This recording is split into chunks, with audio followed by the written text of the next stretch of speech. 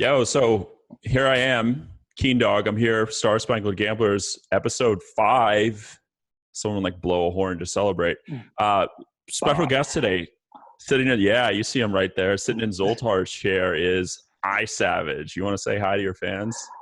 I don't know if I have any, but hi to everybody out there. How's it going? Thanks for having me. Is the South Side of Chicago paying you to be wearing the attire that you're in right now? Look, it's the only sports game in the world right now is the Last Dance documentary. So I'm just trying to represent the Bulls like the best I can right now. So that's me. What's that? But I feel like I see a little Notorious B.I.G. over your shoulder. That seems a little off-brand for a Chicago guy. No. So my basement's all decorated with graffiti murals that I got from just other places that I visited. So that's a mural of Biggie that I actually took in Miami, and over here are other murals from other places, and that's what I got. So you may or may not know that SoCal HQ, or I'm sorry, Star Spangled Gamblers HQ is in Southern California. So I'm hoping at some point in this podcast you can tilt that iPad towards some California art. Sitting as always in our number 2 chair, Pratik, you wanna holler at the boys? I'll just say at the outset, my mental image of iSavage was very different from the reality, at least in the picture. Would you like to share? No, Pratik, well, my stereotype of people on Predicted is that they're, I don't know what my stereotype is, but I guess it doesn't involve Chicago Bulls hats and graffiti and tattoos, etc. I always imagine everyone on Predicted as being like the PC cops are going to arrest me for saying this, but like I imagine them all being like very much like a bear in the like gender and sexuality spectrum, like just beards and like Subarus and like that's what I see. Oddly enough, when I saw Zoltar for the first time, that's exactly what I thought he was going to look like. So that's the only caveat, I guess. So I guess we should also address, like most of the people listening to this podcast aren't idiots who spend as much time betting on politics as we do. But Zoltar and iSavage had like quite a notorious feud for the better part of a year. Do you want to comment on being on his home field right now? I mean, I kind of said before, it was, obviously I think it did get pretty personal for a while, which made it fun. But it's also a lot better to be on somebody's team than constantly feuding with him. No shade, but I came out on top of most of the markets that we were on the opposite side of, sniping at each other. So, at the end of the day, it's just better to keep your enemies close. It's funny. iSavage here. I'm like looking at you. I'm like, you're like a tough guy in a nice guy's skin, which is sort of, I follow you pretty closely, which is one of the reasons why I'm really excited to have you. I think you're smarter than me often, and I love to ride your coattails. But actually, I think you said it was an off-brand tweet. I wanted you to explain your Twitter yesterday.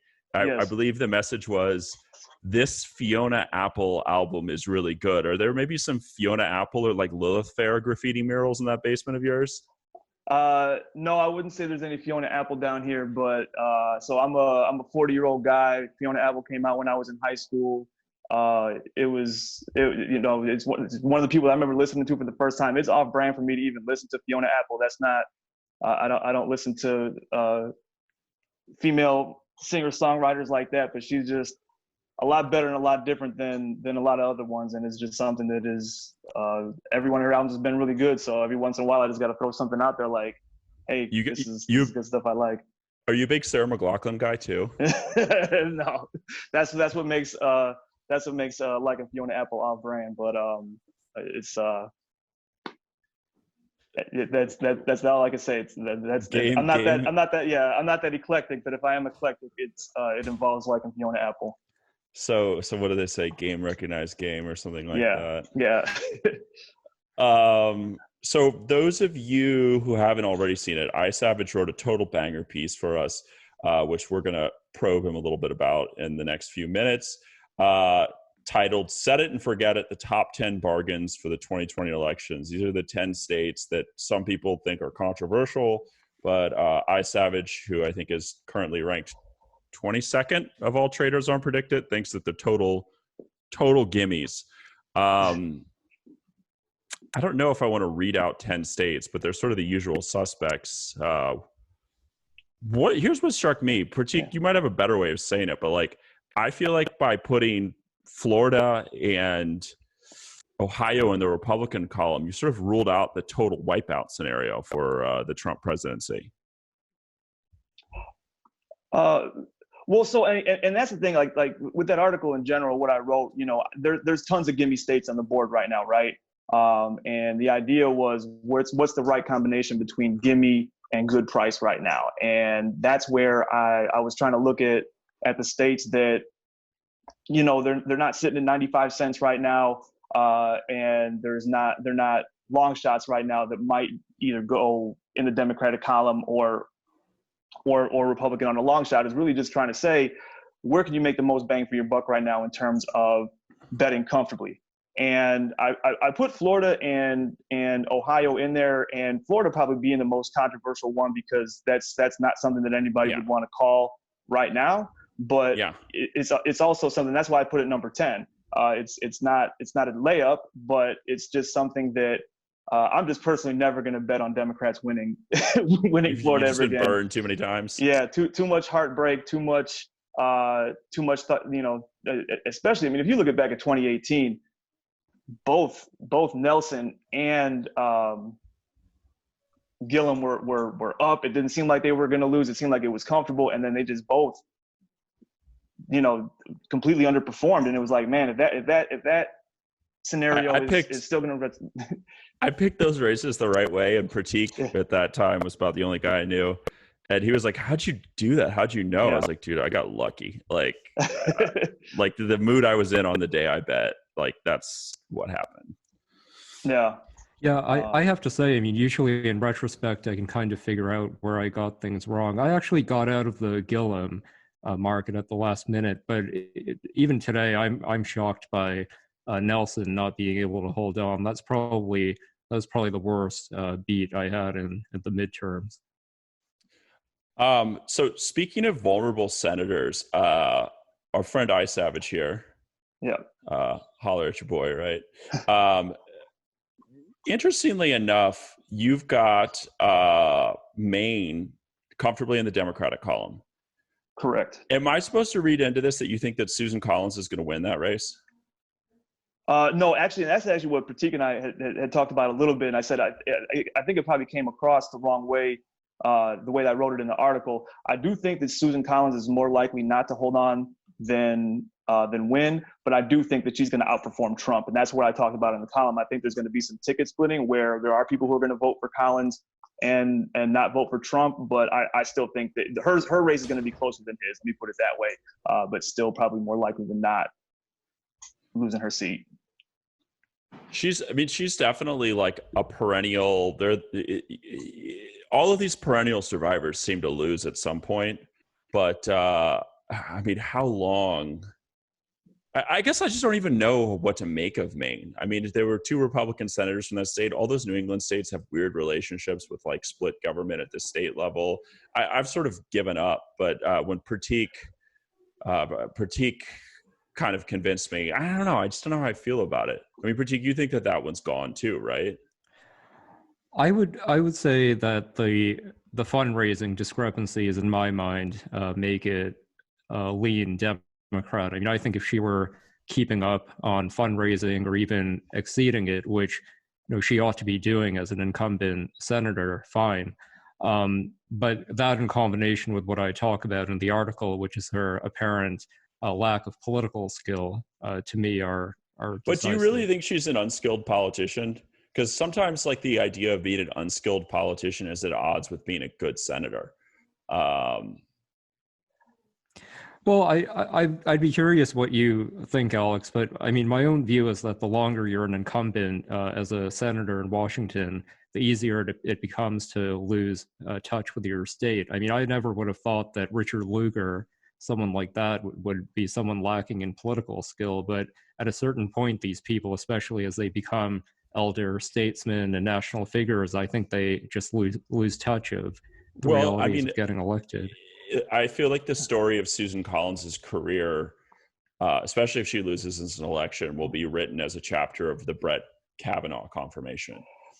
So like, go ahead. Yeah, go. No, and that's how I see it too, is that, you know, she kind of lost what made her who she was as a Maine senator, in terms of being a little bit of a maverick, a little bit of willing to buck the party. And what she's done, you know, kind of in the last 2 years is the opposite. So, you know, there are probably a lot of voters in Maine who would say, you know, I don't usually vote Republican, but Susan Collins is somebody who can look at both sides and make an even decision. Because, I mean, if you look at their other Senator King, I mean, those two don't, you know, they used to be, you know, a little bit closer to each other in terms of doing bipartisan things and being a little bit more pragmatic. And she's really, you know, especially with the Kavanaugh, but even other decisions since then, you know, she really has, it's almost like she wants to spite people for wanting her to be a maverick now. And so like, I'll play a little bit of a heel here. And by saying that, like, I don't think it's wrong to say that it was probably not in her best interest to be one of the deciding votes for Brett Kavanaugh. But compared to the rest of Republicans, like, she stood on the floor and gave that 30-minute speech about why, you know, she had principal reasons for voting for him. Like, she definitely tried to play the statesman, and maybe that was not a good call. Like, maybe that was hubris on her part. I mean, I guess we'll find out. It's almost just become a kind of a comedy of how she, you know, she makes these statements of like, well, you know what, I trust him that he's not going to do these things that I think he's going to do, or I think Trump learned his lesson through impeachment and I'm not going to vote for, you know what I mean? So she makes these kind of naive statements alongside her votes. And that's another thing that I think people, that's not a good look. Let me put it that way. I mean, she is like a product from another time, and is definitely finding it's hard for her to find a market. Like Trump's Republican Party, I worked in Paul Ryan's Republican Party, and it was not without its problems, which anyone who paid attention to the news knows. But like Trump's Republican Party, like people like that just have no place in it, and they're sort of, I mean, it just seems like they're gonna drop one by one because the party doesn't have their back, and like people don't have the patience to put up with them being stuck in the middle. Ask Martha McSally about that, in Arizona. I mean, if you were giving an elder statesman defense of your Kavanaugh vote, I think that could be done. But why on earth would you make a prediction that Kavanaugh is not going to overturn the court's abortion precedents? I mean, I don't know what the court's calendar is going to look like exactly, but one vote that's even appearing to be a pro-life vote by Kavanaugh, I think she's in trouble. Mm-hmm. Absolutely. Yeah. No, I mean, I feel like if you're a politician, you just sort of do whatever you have to do. It's like the NCAA tournament. It's like survive in advance. So like you always prioritize the short term over the long term. And like, you see the effects of that on federal policy. We have low taxes and a huge budget deficit. Well, like, why do you think that is? People want their free shit and they don't want to pay taxes.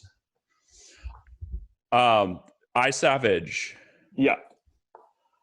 You're not seeing much controversy in Minnesota, Michigan, and Wisconsin, and we've got some fan mail about that, or maybe you'd call it like hate mail. I like to call it hate mail. I think it's more fun when it's hate mail. That's always fun.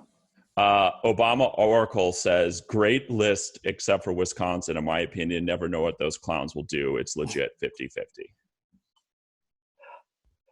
I mean, that sounds more like hate mail to Wisconsin than me, but no, and I'm staking my claim. I'm really somebody, and man, it's 7 months away, and people are really going to get tired of me, repeating. Is gonna be, can you get people who didn't turn out in 2016 to come out in 2020? And what I say to a lot of people is this, especially, and it's not the only thing, but if you look at the margin of victory in both states, that the Green Party votes got, there were more Green Party votes in the margin of victory for Trump.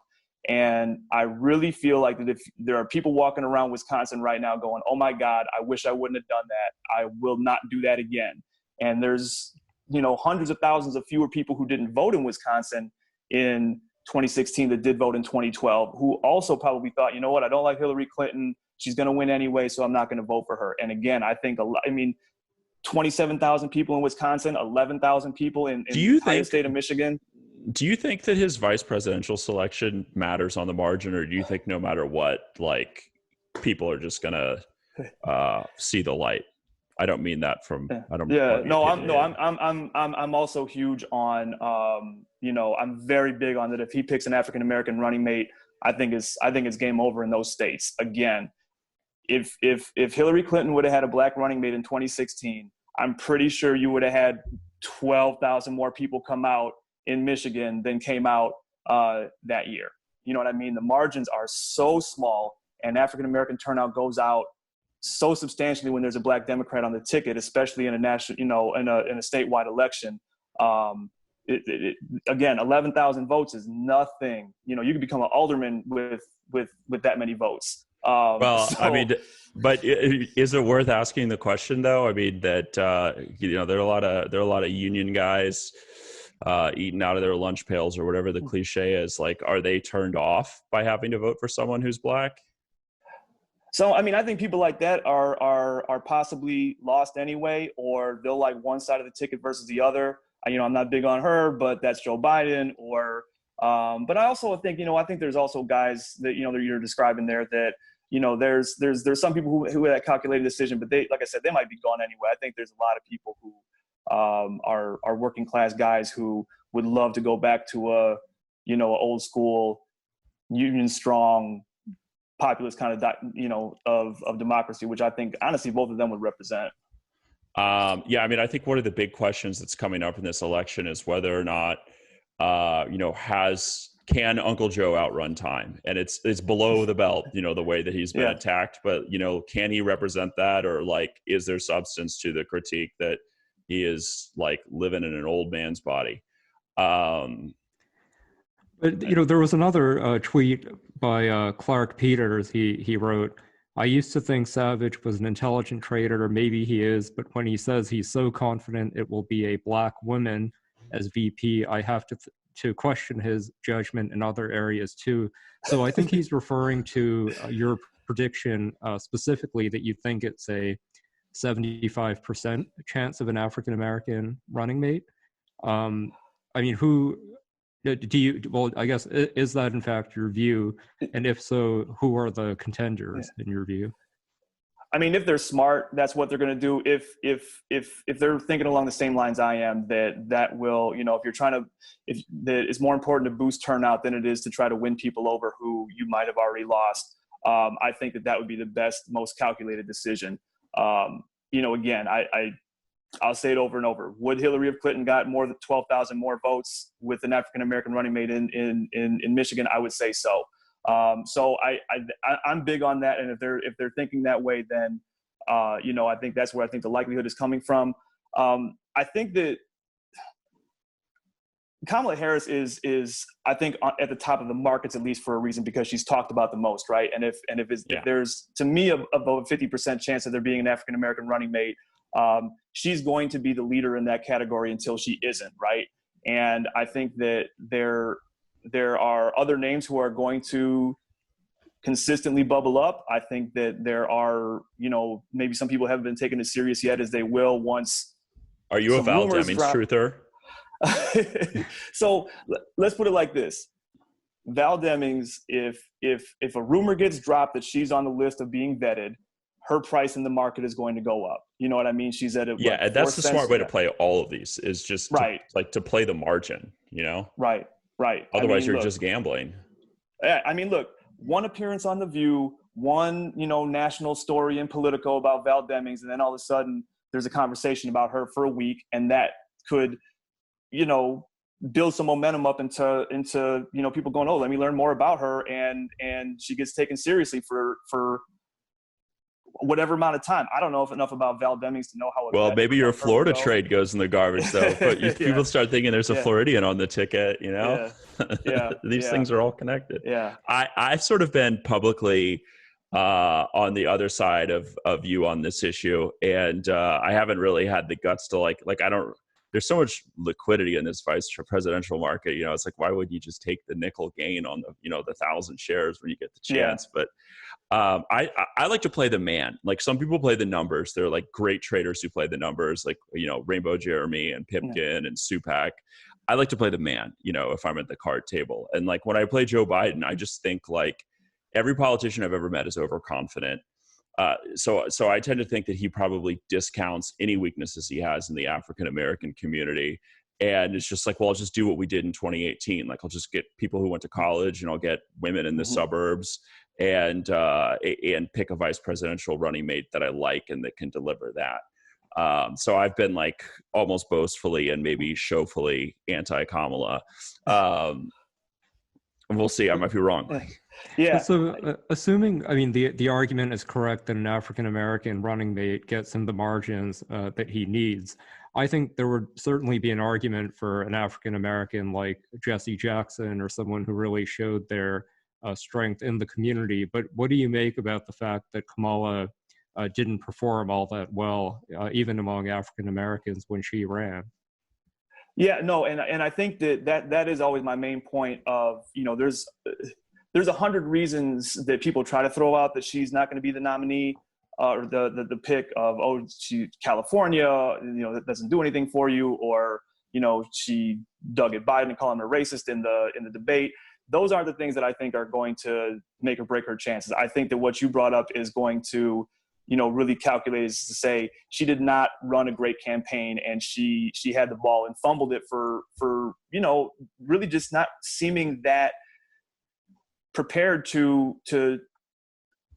explain even what her platform would be, right? So that's my biggest thing about Kamala, is that since she didn't do that great there, you know, are they worried about her being a liability than an asset? So you know, that's where I mean, it's fascinating. Like, everyone thinks that they have the key, right? Yeah. I don't know, you know, like, it's like, what are our opinions worth? At the end of the day, I don't really know what they're worth, but everyone claims to speak for like the most important constituency that the whole election is going to tip on. And someone's really smart and knows the answer to that. But, you know, as far as that, it's just opinion. So you think I want to get to pipe dreams that you don't believe in. Mm-hmm. You have Texas listed as the number 2 best value state. Bet on Republicans to win Texas at 73 cents a share. Do you think that it's all in a pipe dream that Texas will be a Democratic bastion in the near future, or do you just think in this cycle it's not happening? I don't think this cycle yet. I think that there are, you know, Trump is popular in Texas to the point where he's going to get people to turn out for him. You know, his favorability ratings might go up and down in the state, or you might see different polls say different things, but he's gonna do well there. I think that, you know, with 2018 with Beto versus Cruz, you know, that was so close because of Ted Cruz more than anything else, not Beto being a great politician, not because how no close one likes Ted Cruz. Texas. Yeah, I mean, seriously. So so I don't think that has anything to do with how close. I don't think Mitch McConnell will even say his name out loud. So no, I don't think that it's coming this close this time around. But I mean, what everybody is saying is true, and I say it in the article, that there are, as Texas gets younger, as Texas becomes less white, as the people who were the core of Texas, you know, are not voters anymore, to put it lightly. Texas is gonna change. Dead people vote all the time, but they usually don't vote for Republicans. Yeah. So, but I mean, if you look at who even the kind of people who win there, you don't have moderate Republicans winning in Texas. You don't have people who are. I mean, you don't have good Republicans winning anywhere anymore, to be honest. Yeah, but I mean, like, you know, okay, Cornyn, Abbott, those guys are not. Yeah, those guys aren't purple state guys. You know what I'm saying? Those guys are Republicans. So, although Abbott did win, I think Abbott won 40% of Latinos in his last election. Now, state elections can be different from federal elections, and they often are. But I think Texas is really interesting, and I would actually be curious to hear what Illinois politics are like, because like California is also, where I live, is a majority minority state. But like, I don't get the idea that, you know, if you sort people by race and class in California and in Texas, I get the idea that the political behavior and the voting behavior is very different between the two states. And I don't know where that'll go over time, but I don't think it'll go the same place. Yeah. I mean, the other thing you got to think of is that even in terms of Illinois, we had a Republican governor just 2 years ago. We had a Republican senator that got elected during Obama's presidency. Yep. You got somebody from any party who can win in a lot of different places. Yeah. So, I mean, I think if you're a Republican, you just have to cry your eyes out about the north side of Chicago and the Chicago suburbs. I think the Republicans got blanked in them in the last election. It was embarrassing. Yeah. No, Trump's brand doesn't work in Illinois like it does in other places. So even with Republicans, I think that he just doesn't do well here, and that trickles down ballot to. You want to hear another amazing statistic to challenge your assumptions? Yes. California, from 1943 to 2013, 12 years of Democratic governors. Right. I mean, but shit's always changing, which is why this is fun. Like, these states are changing too, and if you can get ahead of it, you could be friends with iSavage and Pratik and make money. Yeah. So are you of the view that our country is simply too partisan right now to have any candidate win a landslide victory, or you think that Biden simply is not in a position to do so? So, you know what? I haven't thought, I mean, as far as national turnout would go, I mean, because the Electoral College is really more of what I think about who's going to win where, and landslide or nothing, it's still going to come down to who can get, the most votes in the most places. It really is something to think about of how well Biden did in the last 2 weeks of primaries that counted. I mean, it really surprised me of how much better he did in Michigan, how much better he did in Minnesota on 1 days of everybody dropping out. And, that's something to me that shows, man, he really might just be exciting people more than you would think that he would, being somebody who there's not a whole lot exciting about him. Can I play the heel again? Yeah. What do you make of like the righty take that people like Joe Biden until he shows up and they see how old he's gotten?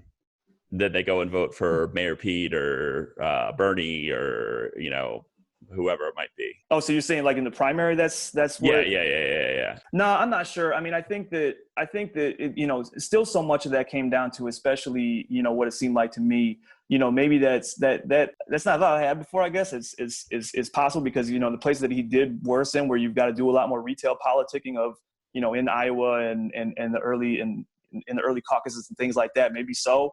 But I really just think that, man, for some reason, I'm not huge on Joe Biden. You know what I'm saying? Yeah. I'm going to be all in for him now. I'm a guy who votes Democrat, but he's not somebody who is doing anything for me. But for some people, man, he really just makes them feel comfortable. He really is this somebody who they really want to vote for. I don't know if they want to be president, but they want to vote for him. I mean, it's almost hard to think too, because I think by and large, like, people who trade on Predicted are male, like probably middle class at worst, like probably under 45. So like our preferences are just not indicative, not even on a partisan basis, like on a candidate by candidate basis, are not indicative of what normal people who vote want, so it's like hard to have that conversation with yourself sometimes. Yeah. No. And that's kind of what I was talking about earlier too, is that, that you really can't look around Predicted sometimes and see the impact of the demographics of the traders there. When you do have, like you said, is majority white guys under 45, middle class people there, there's just a certain feedback loop and even news feed input that you have, your social input, you're really looking at it from a narrow perspective, unless you think, okay, well, how are other people thinking about this? Like, I mean, just to go off for a second, if you had a predictor traded base that was more representative of the country, I don't think that Joe Biden would have ever hit the teens in those southern states before the South Carolina primary. I think that everybody would have, but when you've got, again, guys of our age, guys of our background, and all they're seeing is how popular Bernie is on Twitter, and every time they turn on YouTube, they see a Mike Bloomberg ad, they're going, oh man, maybe Biden's really weak there. But if they knew anybody who lived in those states, they would know everybody is voting for Joe Biden, and nothing changed because of what happened in New Hampshire. Yeah, Pratik, you had a good take on that. We were talking the other day. You brought up, I thought it was interesting on Twitter, the notion of a political bias on Predicted. Alex and I were talking before. I'm not quite sure. We were conspiring against you, Savage. Yeah. Well, no. Welcome to the Wolves' Den. Yeah.